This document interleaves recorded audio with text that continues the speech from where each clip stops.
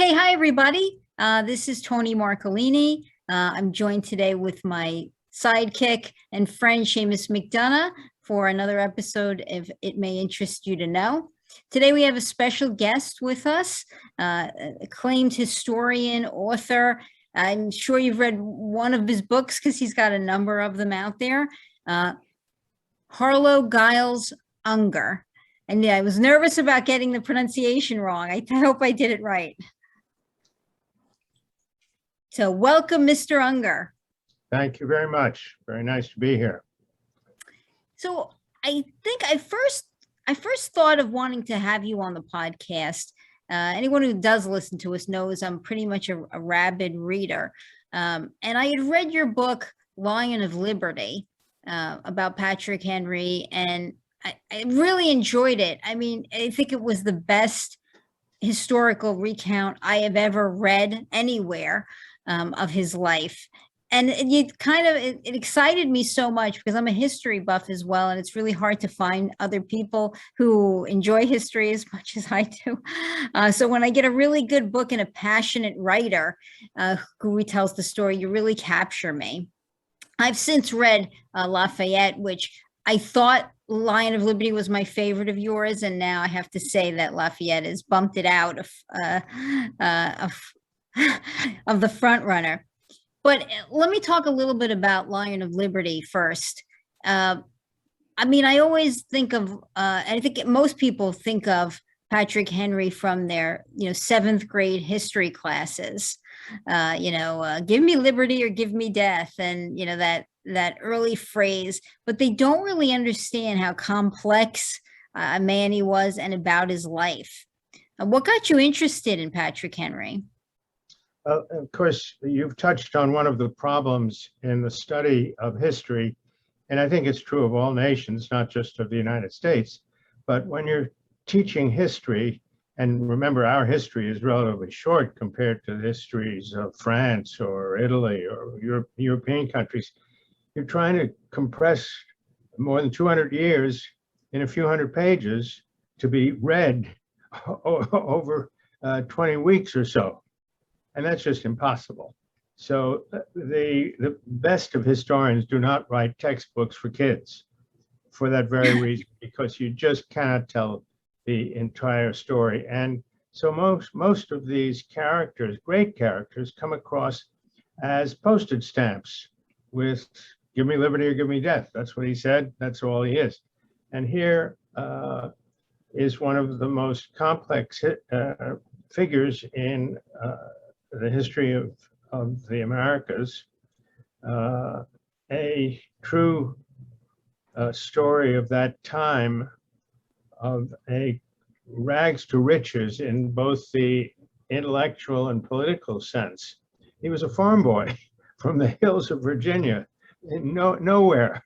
He could hardly get to where his father's farm was in the Piedmont hills of really west central Virginia. He just grew up like any farm boy. He probably learned some basic reading and writing.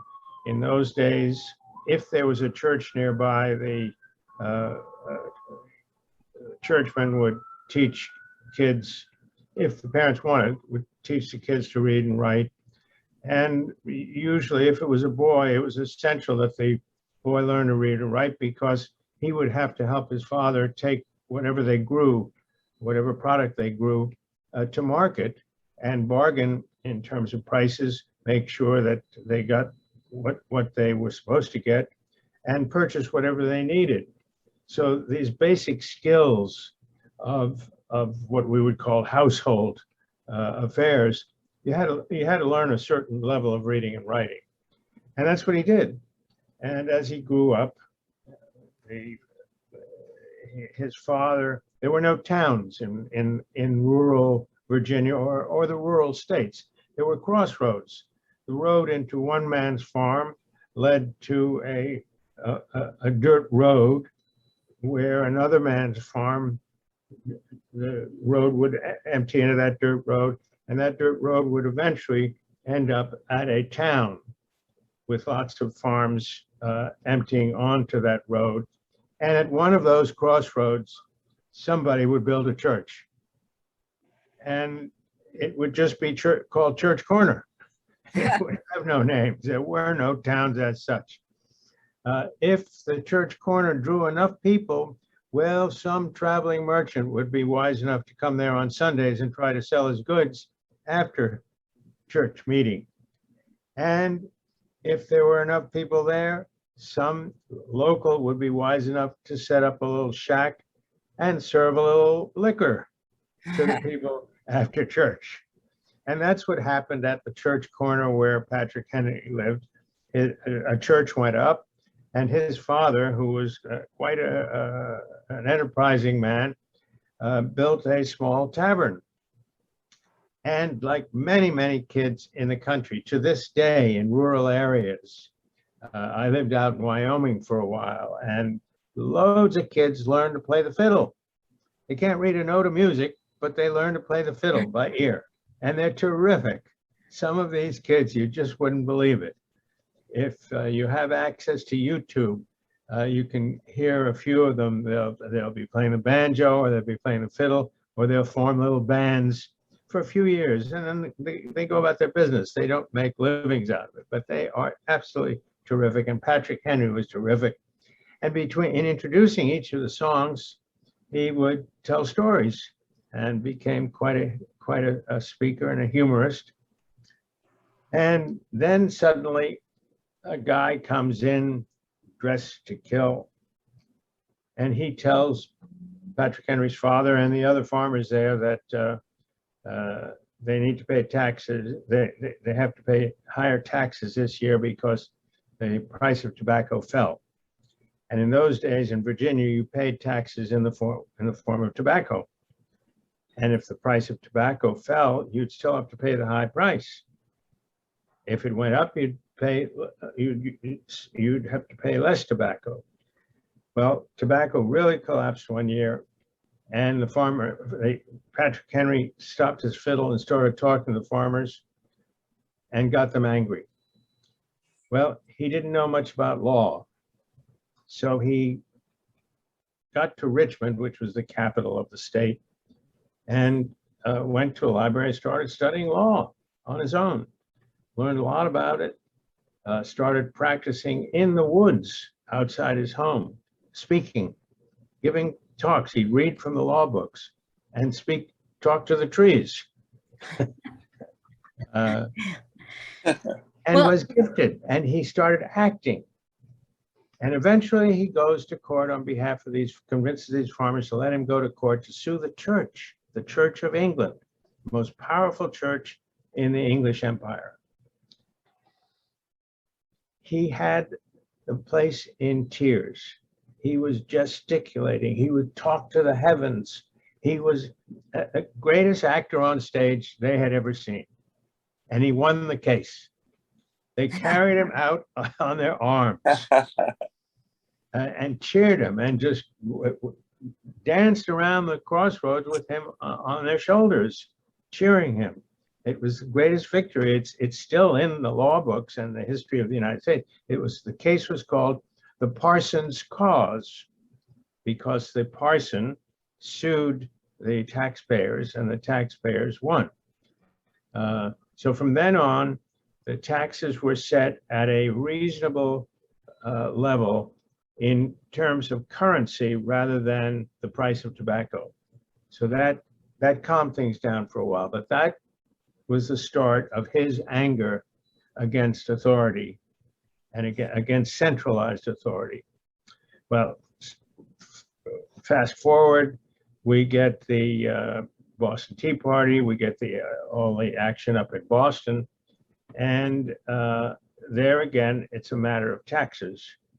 Suddenly, because the original deal between the settlers and the crown was that they would cross the ocean, settle barren land, claim the land as their own, clear it and work it and plant it, and they would, whatever they planted, they would have to sell to merchants in England. They couldn't sell it to other countries. had to sell it to English merchants, and they could keep all they made, all their profits, no taxes. That was the deal. And so after the Mayflower, other settlers came in. Some went down to Virginia. They planted tobacco, and they had paid no taxes. Some of them were smart enough to buy more and more land. Patrick Henry's father was not that smart. His was a relatively modest farm. George Washington's older brother was very smart. He had a tobacco farm in Mount Vernon, Virginia, along the Potomac River, closer to what is now Washington, D.C. And he expanded it and expanded it until he had thousands of acres. And it was one of the richest tobacco plantations in America at the time of the Revolution. By then, Washington had taken over the plantation, and his response to British efforts to tax was, "They have no right to put their hands in my pocket." And that's a quote from George Washington, direct quote, famous quote of his. What had happened was that Britain had fought France for years. They had fought 100 Years' War or centuries earlier, and now they had fought a 7 Years' War from 1756 to 1763, and it had bankrupted both nations. They fought it on the seas, they fought it in India, in Africa, in Europe. 7 nations joined in. It was actually what became the first world war of sorts. And it bankrupted both nations. France started taxing their people. Britain started taxing the farmers in Britain, and the farmers rioted. So Parliament had to back down. Meanwhile, all these rich folk in the colonies were not paying any taxes. And they sent over tax collectors. And as I say, these fancy guys in fancy suits started walking on the farms. The farmers rebelled. And in Massachusetts, in Boston, they waited for a load of British tea to come, and they dumped all the tea overboard. That was the famous Boston Tea Party. And that action excited others along the coast. There were tea parties after the Boston one. There was a tea party in New York, in Philadelphia, in Charleston, Virginia, South Carolina, Savannah, Georgia. All the ports had tea parties. Boston had a second tea party, which isn't as famous as the first one, but that set off insurrections in all the major port cities. The word got inland, and farmers stopped paying their taxes. And there was a threat of the British troops taking over the House of Burgesses, which was the legislature of the state of Virginia, which was then in the capital of Williamsburg. The members of the legislature, the Burgesses, fled to Richmond. By then, Patrick Henry had been elected a Burgess from his district, and it was in Richmond that he gave his famous speech. Our brethren are already at war in Boston. Why are we doing nothing here? And he roused them to take up arms, and that was really the sounding,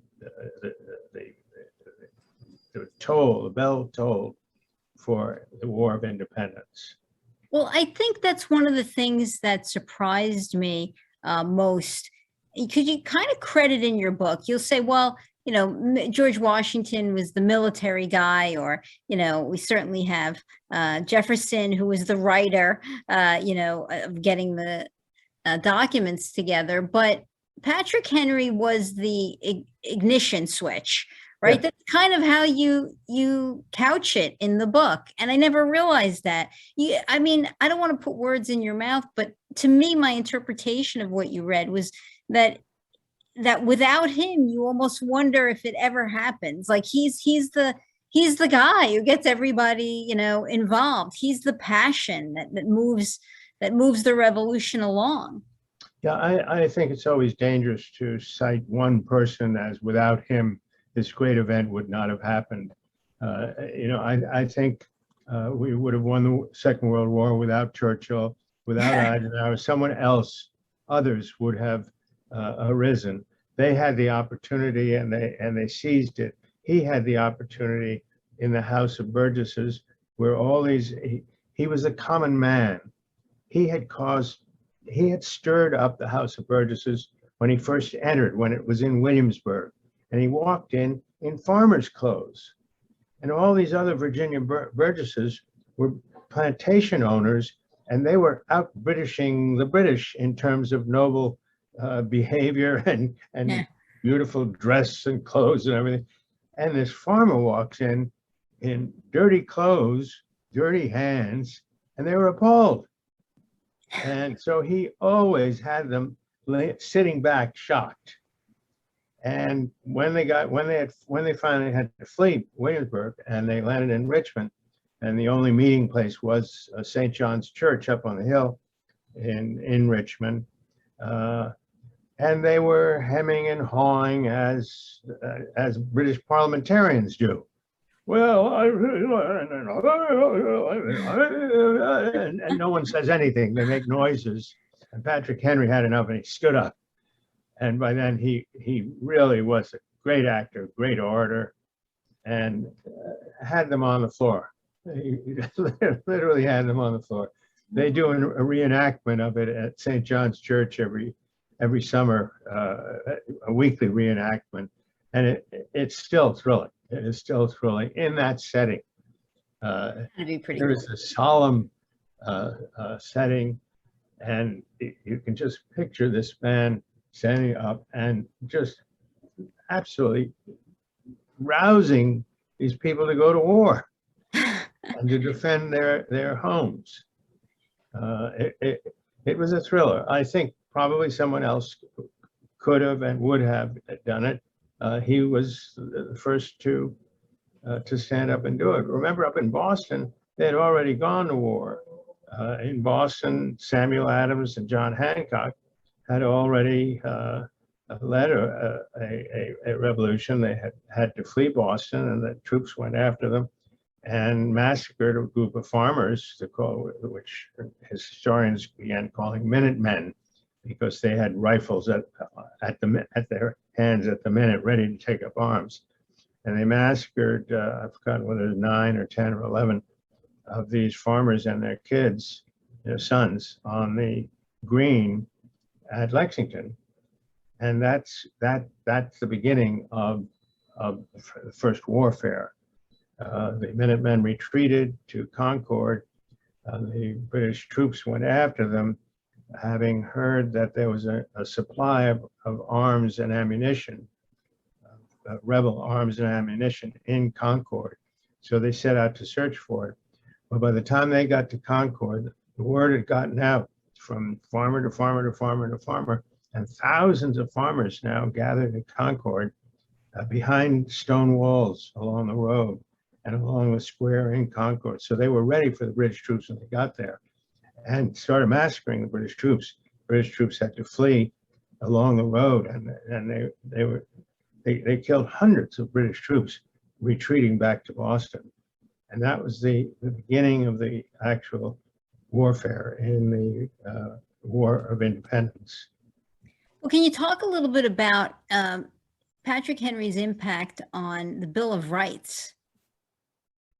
Now, that's much later, of course. That's after the Constitution had been passed, and the Bill of Rights being the first 10 amendments to the Bill of Rights. This is afterwards. By then, he had fought against ratification of the Constitution.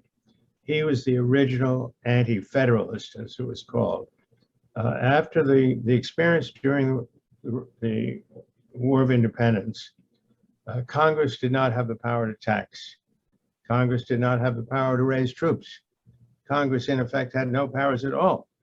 It was a place where representatives, for the first time in history, representatives from each of the independent provinces of England in America, and they were each independent provinces. They had nothing to do with each other. They didn't trade with each other. The only place they could trade was send their stuff back to England. So they had no contact with each other. They didn't know each other. or meet each other until it was called the First Continental Congress. And then in the Second Continental Congress, which was held in the fall of 1775, the Second Continental Congress in the spring of 1776 is where they actually declared independence and created what was first called a federation, not a union, but a federation. Each of the former provinces, now states, was independent of the others and governed itself so that the Congress had almost no powers at all. It couldn't raise an army. It couldn't tax anybody, so it couldn't raise any money. And Washington had to plead with the governors of each state to send troops under their own flags and to pay them. Well, they couldn't do it. So at first it was a losing battle, and Washington's troops were run out of Massachusetts, out of New York, across New Jersey. It was just a terrible, terrible, humiliating defeat for the Americans. And they finally retreated across the Delaware River, they fled across New Jersey, across the Delaware River into Pennsylvania, opposite Trenton. And Washington had the foresight to tell his troops to seize any boats, canoes, anything they saw on the east bank of the Delaware so that the British troops couldn't just sail across and follow them. So that gave him and his troops a little breathing time. But at that point, the war seemed lost. There weren't enough troops. Many had deserted by then because of the defeats. Many of them didn't have enough clothes. They were freezing cold. Many did not have food. They were hungry and starving. So it was the end of the revolution by then, and there was nothing anyone could do. Congress was helpless. It had no powers, and the governors just weren't acting very formidably to help. It was a writer, a polemicist, Thomas Paine, who came to Washington's help and wrote a document called the American Crisis, and he later numbered it number 1 because he eventually wrote 31 American Crises. And you actually write another book about Thomas Paine, right? Isn't that? Yes, that is out on the market, Thomas Paine. That's your new book, correct? Yeah, that's my newest book. Unfortunately, it came out just as the pandemic struck. Bookstores closed, and the book business fell apart. But it's doing as well as can be expected under the circumstances. Well, I mean, that lifted the spirit of the troops, and during a snowstorm on Christmas night, they sailed across the Potomac, across the Delaware River to Trenton, and caught the troops in Trenton. They were Hessian troops by surprise at dawn. It was snowing.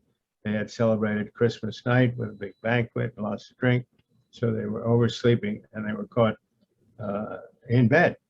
And they came out in their nightshirts to try to defend themselves. But the Americans won the day in Trenton, and that lifted spirits up among Americans. That was the first true victory that American troops had over the British Army.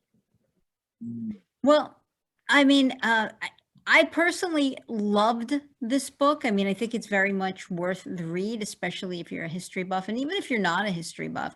I mean, this is a very compelling man and an orator. I mean, his story, his life story is fascinating to read.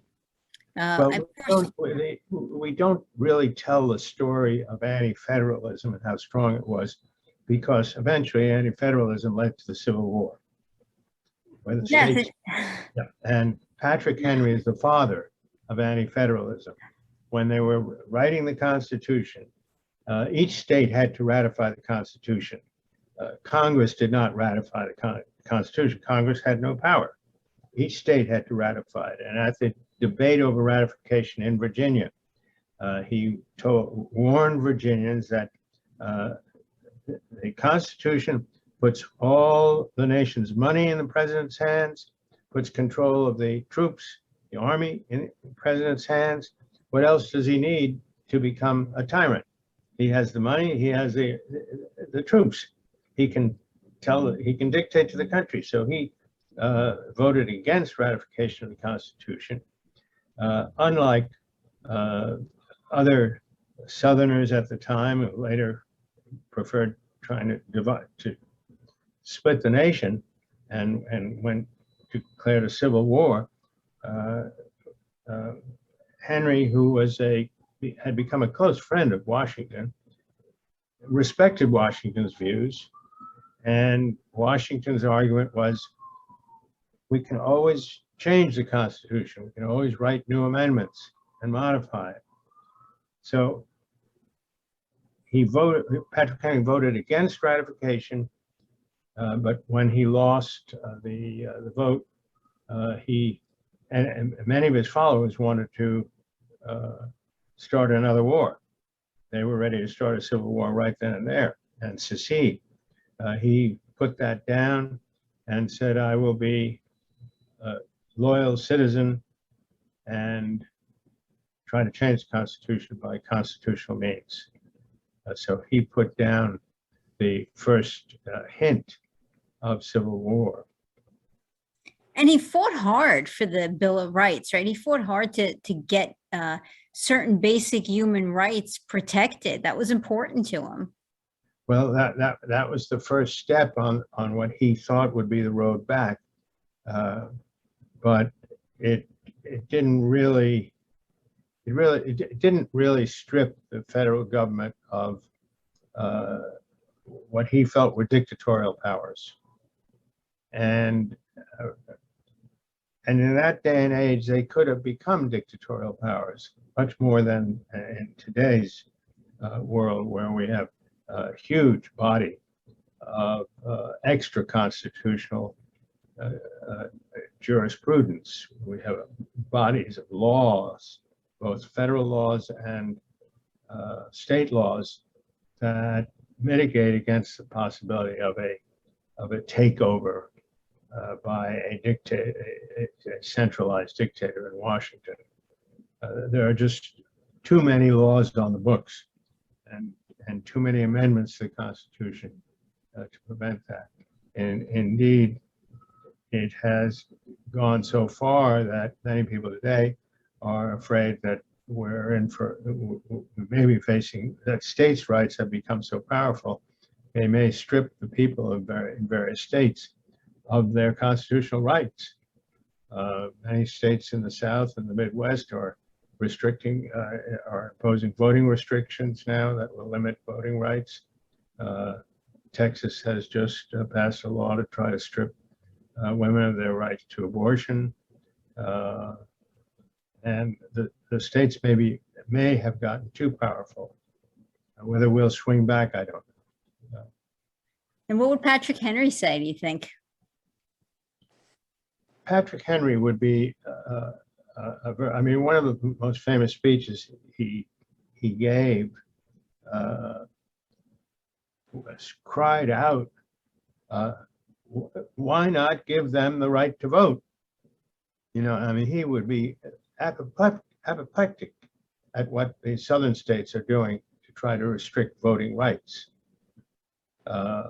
He believed in freedom of the individual, not freedom of state governors. Right. Well, I'm sorry that we don't have time to get into every one of your books because they're all brilliant. And there are 30 of them. Yeah, they're all, I mean, you're a true historian. I mean, when I was reading Lafayette, I mean, you apparently went to France to actually do a great deal of the research for that. Is that common? Do you usually travel to do your research? Oh, absolutely. And I wrote, I did the research for most of my early books before the internet. Well, there was an internet, but now you can get every manuscript in the National Library in Paris, or in the Oxford Library, Oxford University Library, or Cambridge University Library, any of the great libraries in the world. You can just click on you don't have to get up from your desk. You can get it right on your own screen. That was not possible yet. And the internet was primarily a means of telecommunications in a sense, but it wasn't what we have today. And so I had to travel to all these places to study original manuscripts and get old out-of-print books from the times of the figures I wrote about. And that made it much more fun. Believe me, that is much more fun. It's much more fun having breakfast in a nice hotel in Paris and taking the metro to the National Library at lunchtime, going to a nice bistro for lunch. And it makes for a lot better story too. And it's sitting at your desk and having a ham and cheese sandwich and seeing nobody. Seeing nobody. It's a very, very lonely job writing a book where you're just going to be at your desk the whole time. Well, for sure. I mean, for certain, I agree. Books, you can see, I have, which I would not have to collect nowadays. I could get them all on the internet, keep them all on file in the cloud, and not have a single book. And those books are all double, in some cases, triple shelved. They're books behind the books. Yeah. I too have a lot of books still. I have to admit, I've transferred over to the Nook, not to have my house completely overrun with books. I do buy ebooks instead, but yeah, I still have my collection from all the years of reading books. Well, you can't throw them out. And number one, number two, because it's a huge investment. But number two, I know where to find the information, where to go. Exactly in any one of my books, and I'm sure you know as well as I do. You ask a question often ask a question on the internet, and you get the answer for a question you didn't even ask. Yeah, I have no idea why that happens. You ask a simple question, and you get the answer for something you didn't even ask about. Well, it's a machine, not a person, right? It's a machine trying to. That's its only defense. That's the only reason my fist hasn't gone through the screen. It gets to hide behind that. Well, I would love to. I mean, I really love to have you come back. I didn't get a chance. Really, only got through Lion of Liberty, which I know was the reason you were appearing today. That was I'd first read the book and finished it and said, "Oh, I have to have him on to talk about the book." I fell in love with it. But now, like I said, I've since read Lafayette, and I think I like it more. And I wish we had the opportunity and the time to go through that book. That's an even Lafayette's a wonderful story, and that took me all through France. I as a child, I grew up in France, so I'm bilingual. So I love doing Lafayette. On that note, I'm going to say thank you so much, Mr. Unger, for joining us. And we'll have him back. We'll have him back very soon, everybody. Thank you, Harlow. Bye.